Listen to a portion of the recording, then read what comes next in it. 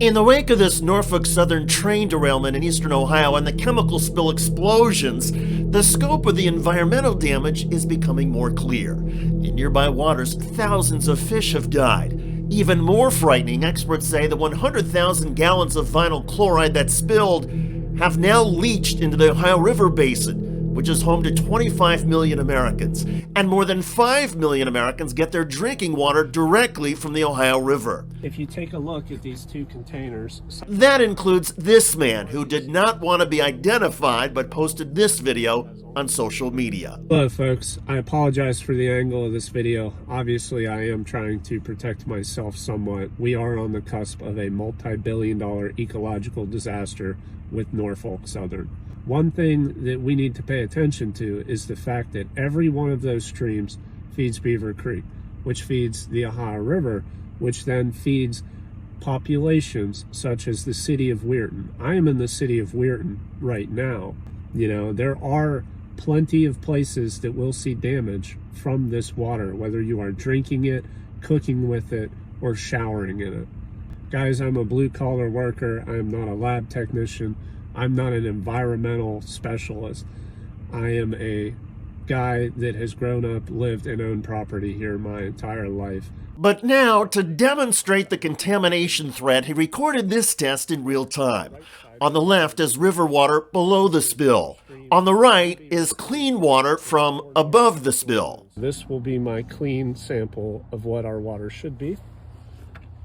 If you take a look at these two containers side by side, you can already see that the one on the left here is not only misty, it has almost the appearance of like a chilled alcohol, versus this one on the right that you can see entirely through. That just looks like standard water and plastic. We already have some strips done, but I'm going to go ahead and show you two more. I want to record this in a continuous video so that there is no questionable doubt. This is a new strip picked at random. Dirty water. We're going to put it in the contaminated water, shake it to make sure that we get all the air bubbles out. This strip will go on the left side with the rest of the contaminated strips. The nice thing is that those ones have been cooking, so we have plenty of time to wait to see the results. This is clean water from Beaver Creek. This is what should be in our waterway. This is what our fish should be swimming in. Same test. So now if you look at all of my results here, on the left side we have the contaminated water, in which you can see it is bleaching all of the color out of these squares, not so much actually changing what color they are, versus the right side. Look at how picture perfect these strips look. You can see that there is obviously something in this water in large quantity that is being hidden. Just go back to taking a look at these two containers and you decide. Now, that is extremely rudimentary, but this is how concerned citizens along the Ohio River have become. They can see the problems in the water, and they are recording social media posts like this so the rest of us can recognize the dangers as well. To be clear, as that man pointed out in his post, there are some communities that have now flushed out their water from the Ohio River and are using other sources, but there are also some communities that have not, and the chemicals are highly toxic. A spokesperson for the Ohio Environmental Protection Agency says treatments used by public water systems near the Ohio River are effective at removing the chemicals detected, and there is an option to close the intakes along the river to allow most of the chemicals to pass without getting into the water systems.